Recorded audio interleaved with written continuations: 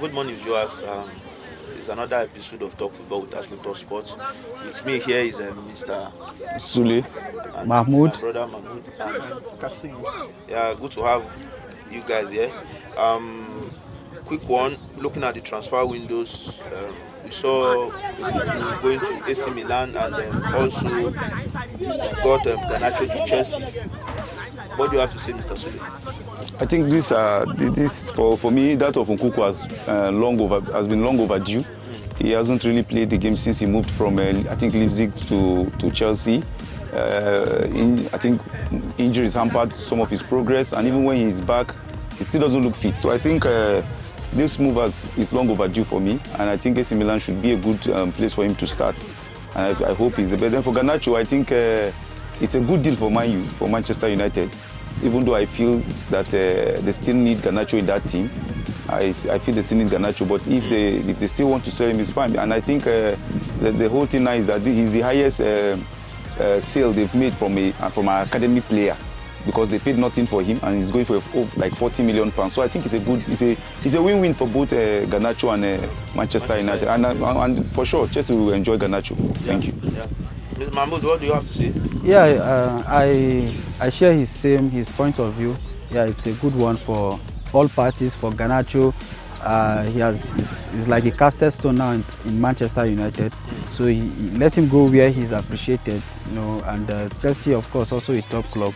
So it's a win for him, it's a win for Chelsea, and it's a win for Manchester United if the deal will pull through eventually.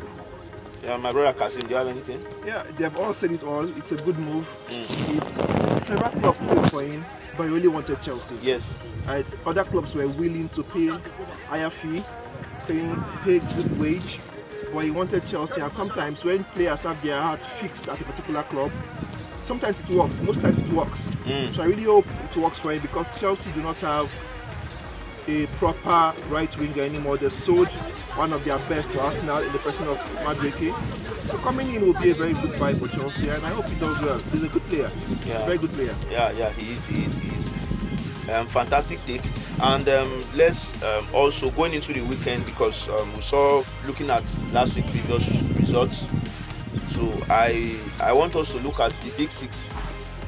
When I say big six, I'm saying Manchester City, Arsenal, Liverpool, Chelsea, Man U, then maybe probably Tottenham also. So looking at the previous result of last week, where Manchester City took on Tottenham, it was 2-0.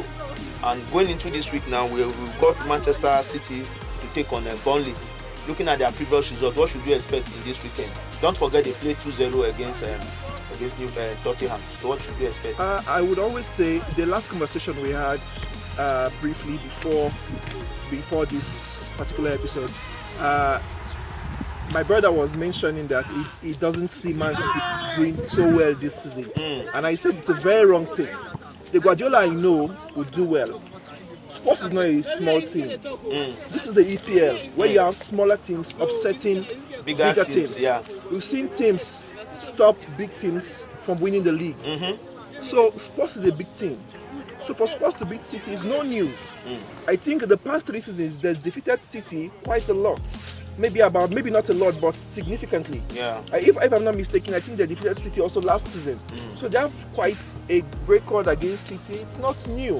And Guardiola is still trying to make this team he has work. He has about 5 new players who he's trying to groom together, make sure they blend. And his foundational player in the person of Rodri is still absent. So give this man the benefit of doubt. By the way, you cannot even doubt Guardiola. He has proven so far his track record that is a manager to reckon with. So Man City will bounce back and they will do well. So the 2-0 against Spurs is nothing. It's just the face that will overcome. So what are your predictions when they take on Burnley later this weekend? Manchester City? Yes. They will win, of course.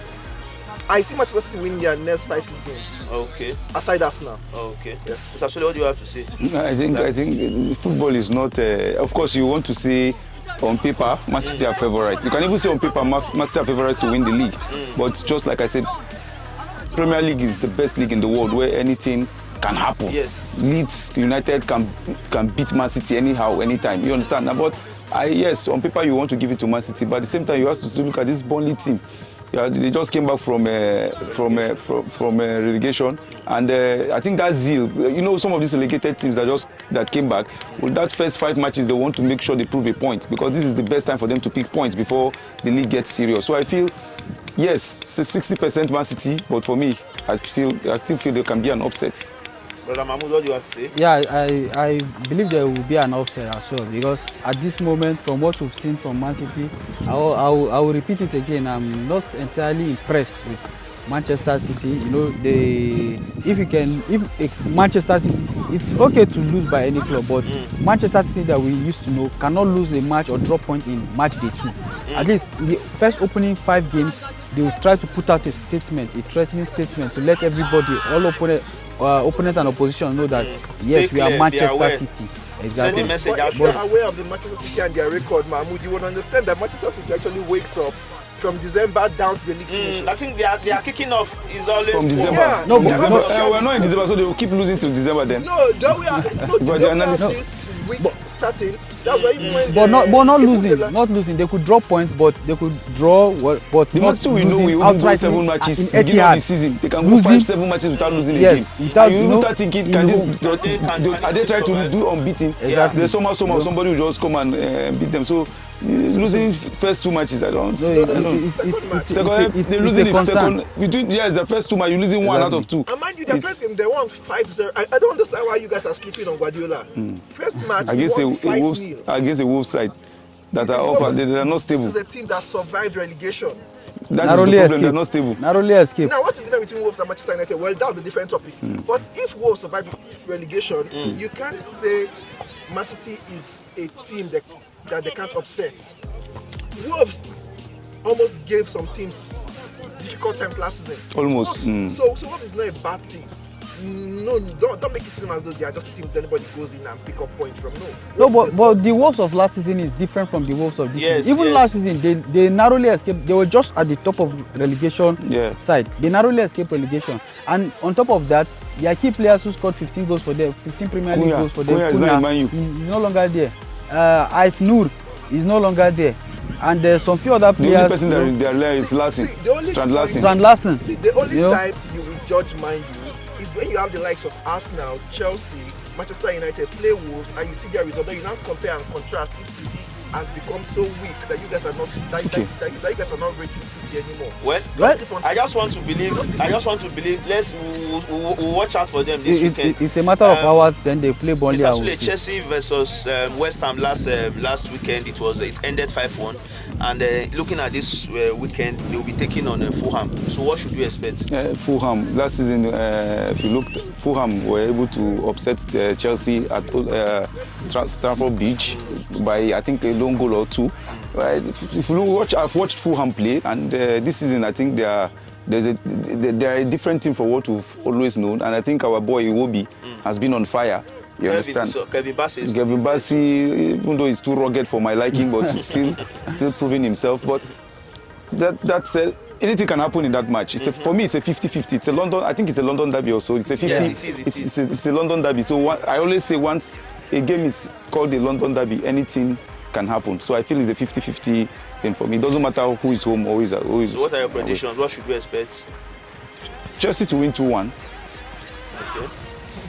Mr. Mahmoud, do you have anything to say concerning to that fixture? Yeah, it's an interesting fixture, and I see draw out of the game, but not goalless draw. Chelsea drawing Fulham? Yes. Just forget. No, don't be sentimental. Don't be sentimental. I'm not being sentimental. You can't take it away from Chelsea. No. Are you now rating Chelsea to be at that level with Manchester United? Is that what you're telling me? No. It mustn't say that way. But when you look at their performance, when you look at Fulham performance in their last outing against Manchester United, the enthusiasm, the zeal, the fight they put out there, and tactical changes made by the coach, you will know that they are out there to make a statement as well. Well, like Mr. Sule said, I don't want to be sentimental. The last one we have on our list, I think that of the Super Sunday, which is Liverpool versus Arsenal. I know Mr. Suleman is a Liverpool fan, Of course. and I'm happy that he's facing two Arsenal fans now at the moment. So, what should we expect, Mr. Sule, from the You team? said I'm facing two Arsenal for that. This is just a number. It's not just like I want to be. Just like you said, let me not be sentimental on these issues. If you look at both Arsenal and Liverpool are still trying to get themselves in this league.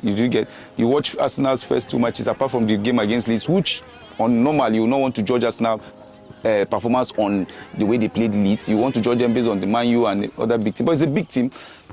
Any day, anytime, even if Liverpool loses 5 matches straight, once it's Liverpool, Arsenal, anything can still happen. Yeah. So the thing is this, like I said, I'm a Liverpool fan. Yes, I know we still have deficiency, especially our defense part of Liverpool. So, of course, I can't beat my chest to tell that Liverpool will not concede. Of course, Liverpool will concede. It's a goal game, but I can't say who will win that match. For me, it might end up to be a draw game, but not a goalless draw. But it's going to be a blockbuster game. Just like it's going to be a really super Sunday game. So Mahmoud, what do you have to say concerning that fixture? Because I know Arsenal fans that I used to know, they all saying this season is their season. They've always been saying that for 3 seasons. Absolutely. This is Arsenal's season, and Arsenal is winning the league this season. Records have shown in the past, once you finish consecutively 2-3 consecutive seasons, you finish second. The third league is yours to take. So record and history has. So Arsenal has gotten to this level now. Yes, exactly. So that aside, the Super Sunday match, of course, it will be sort of a decider. It will be a decider because Arsenal, the new prince in town that might clinch the spot, the king's spot at the end of the day, is playing the defending champion. They will be playing the defending champion. So that is why I say it's a league decider, sort of. There are a lot of loopholes that that we've seen in the Liverpool team, ranging starting from even their defense. And now when you look at their defense, they are struggling. They no longer keep clean sheet. Even from preseason, they don't keep clean sheet. But Arsenal have played 2 matches, 2 clean sheets, 6 goals.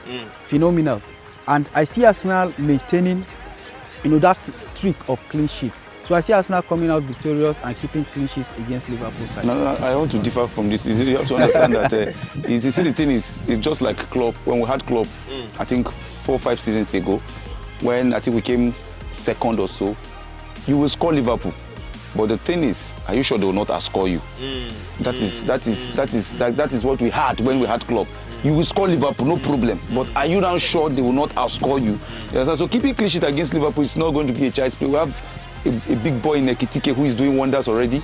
We have Mohamed Salah who is playing. You have Gakpo. So confidently saying you are going to play Liverpool team without conceding, I think it will take the grace of God. Do you understand? So I don't want to be sentimental from the beginning, but when I heard him talking about winning the trophy, prince in town, I think they will keep being a prince. What will always be kings. Well, the king always have a duration. The king always eventually die, and the prince comes up. So, but not while the king is mind you, on this same fixture last season, Liverpool came from 2 goals down in the 88 something minute and snatched a draw from Arsenal. So, and part of the problem Arsenal had last season was lack of squad depth. Now the guys that started the match, they were entirely exhausted, and there was nobody to take up their spaces, and that was when Liverpool came in and scored. But this time around, the case is different. This time around, last season you said Odegaard was not this. Last season you said Saliba was 2 seasons ago. No, the Arsenal team of this season, each win, absolutely. Please, can you put this on record? So absolutely. Now the thing is, I beg to differ from my brother here. I don't see us keeping a clean sheet at Anfield. The last time, Arsenal used to be the team that bullies Liverpool before the emergence of Klopp. But since Klopp emerged, the last time we won at Anfield was, I think, 2013-2014. Goals from Cazorla and Podolski. That was the last time. And since Klopp came, we stopped winning. To me, Anfield is the most difficult ground to go to as an Arsenal team, because we have not won there. Even last season, it's the other way around. Liverpool were winning 2 goals ahead before Arsenal came from behind and had a 2-2 draw where Merino was sent off. So that was the case. So we find even 3 seasons ago, where Arsenal almost won the league as well, we went there 3 goals up, it became 3-3. So it's always difficult at Anfield because it is a fortress. They are the biggest, they are the most intimidating stadium you have in EPL. More like they give you the vibe of San Siro. They give you the vibe of San Siro. So if you go there until it is done, you can't say it's done. It's done, yeah. So I'm going there. I believe with their deficiency in defense, Arsenal will score. Liverpool will also score, but I see Arsenal winning because we have a more compact team. They have good strikers. They will score Arsenal, but I see Arsenal getting more goals. We have good. I feel that Arsenal will restrict their goal threats more than they can do for us. So it's who scores more. It's who scores more that wins the game. So that is just it. That will be by. And I see Arsenal scoring. It might be a 3-2 game or 3-1 game, but I see Arsenal winning. Really. But there's something, I'm not being biased. There's something I picked out from Mr. Sule's analysis. Why is it that Liverpool cannot keep clean sheets? It's a thing of major concern because the likes of Van Dijk, the likes of Ibrahima Kanute is there. Are we saying that they are already winning out, or they are already getting like? Are we going to tag them surplus requirement at the moment, even when they are still active? No, that is not the issue. Understand? You see, the thing is, what is the team system? What is the tactical play? You get. See, the team. If you watch Liverpool, they keep a high line. Trust me, they keep high line. And what happens is the way they press, you don't leave a gap between.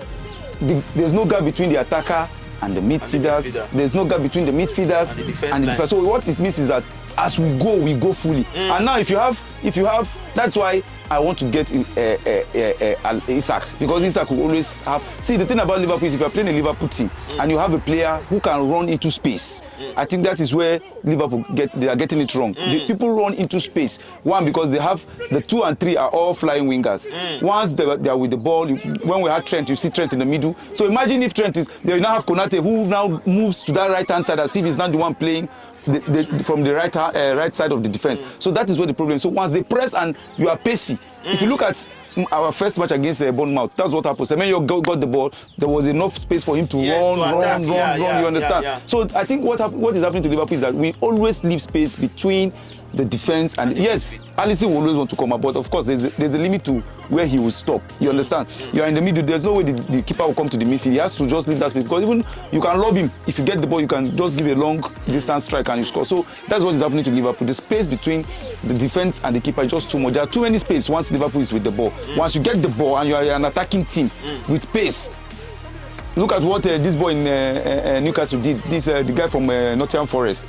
Elanga. He was using space. Once Kekes moves, he stays. He stays behind. Once they get ball, you see he starts running. So that is the problem. I think what we need to do, I don't know if it's possible, but I think Liverpool needs to now have, when we are playing this PS game, we'll say, don't move, just stay stagnant. You understand? But for now, you can't. It's not PS.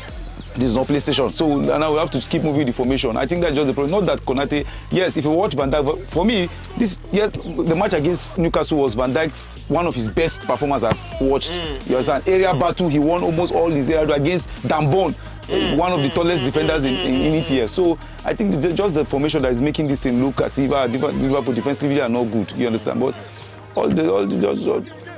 but with what is happening, I think. You do not believe that you require an addition in your defense line? No, even but the thing is, going there. Thank you. If we really need not an addition, okay, let me say an addition as cover up, as backup for Van Dijk or Konate. I'm not comfortable to give them competition, but I'm not even comfortable with Konate. I have said that all over and over again. I am not always comfortable with Konate playing. I am not. Totally, I'm not comfortable with Konate. You understand? Van Dijk, yes, but he's 34. You understand? He's 34. So, of course, if Van Dijk has at most 2 years, 3 years, but 2 years at his peak. But we need a cover-up for Van Dijk. Konate, for me, I think he needs somebody who will compete with him defensively. That's why I was not happy when we sold Fabinho. Fabinho would have been a good cover-up for these guys. But I think we just need 1 or 2 central defenders and we'll be fine. So Manchester United, in the first leg we saw them against Arsenal, where Arsenal managed. I won't say Arsenal managed to score. No, it's managed. But they all secured the 3 points and they took it home. One of the things most of the fans took home was that we played well, fantastic, no disrespect. Then the second leg, it was Manchester United versus Fulham. We saw an early penalty from them, which Bruno Fernandes couldn't convert, and also towards the ending of the game, after Manchester United were already leading, we saw how they couldn't manage the game, and Smith Rowe came and snatched up the 3 point, and everything went for draw. And this week they'll be taking, although within the week they still played a lower division team where they lost on penalties. What do you make of Manchester United as a team? Manchester United, after spending over 210 million pounds, that pounds or euros, so 210 million euros on attack alone in the presence of Mbeumo, Cunha, and Sesko. Coming to Arsenal, they played very well at Arsenal. That was the take-home point they all had. We played well at Arsenal, but it's not about playing well at Arsenal. Were you able to utilize the chances you had? Were you clinical enough? Getting these players who are Premier League proven, the only player that is not Premier League proven is Sesko, and I think he came on at about 70 minutes of that game, so you can't even judge Sesko off that game. But Cunha and Mbeumo, what were their contributions? Arsenal were able to stop the threat of these attackers.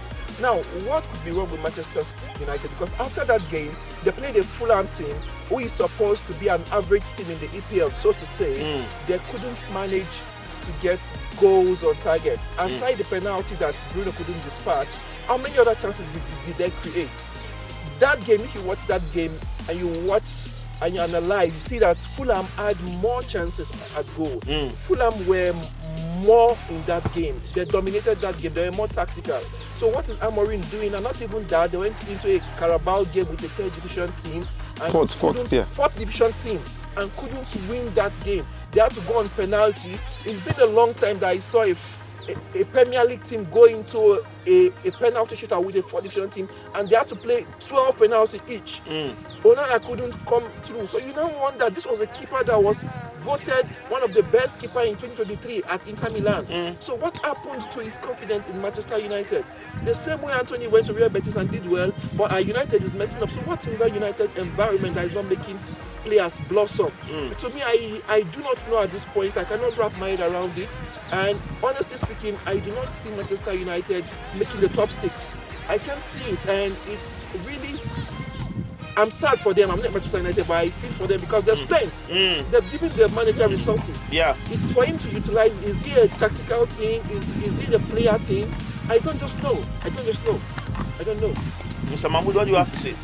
Well, like I have always been saying and maintaining, the problem of Manchester United, as a matter of fact, is just a systemic problem.